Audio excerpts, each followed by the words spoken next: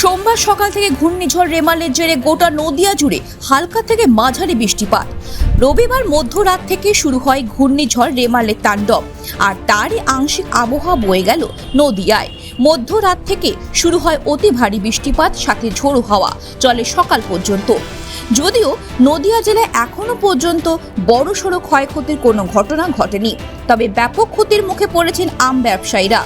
এই বছর আমের ফলন কম হওয়াতে এমনিতেই চড়া দামে বিকোচ্ছে আম। এক প্রকার বলা যেতেই পারে বাঙালি অতি প্রিয় আম হাতের নাগালে বাইরে। কিন্তু এই ঝোড়ো হাওয়ায় তাণ্ডবে প্রচুর আম গাছ থেকে পড়ে মাটিতে লুটোপুটি খাচ্ছে, আর সেখানেই ব্যাপক ক্ষয়ক্ষতির হচ্ছে আমের এবং আম চাষিদের। রেমালের তাণ্ডবে আম মাটিতে পড়ে নষ্ট হওয়ায় মাথায় হাত পড়েছে আম চাষিদের। প্রচুর ক্ষতি হয়েছে। কি আম কি গাছ থেকে সব পড়ে গেছে? হ্যাঁ, অনেক করে বিচি গেছে। একটানা কতক্ষণে ঝড় হলো? একটা তো সেই রাত 1:30 থেকে শুরু হয়েছে, একভাবে হচ্ছে। এখনো কি হচ্ছে? হ্যাঁ, এখনো হচ্ছে। আর সাথে কি বৃষ্টি? হ্যাঁ, এমনিতে এবার আমের তো ফলন কম, তারপরে এই গাছ থেকে যে ঝড়ের কারণে আম পড়ে গেল, লাভের মুখ দেখতে পারবেন মনে হচ্ছে এবার? না, আরো ক্ষতি হলে বিশাল।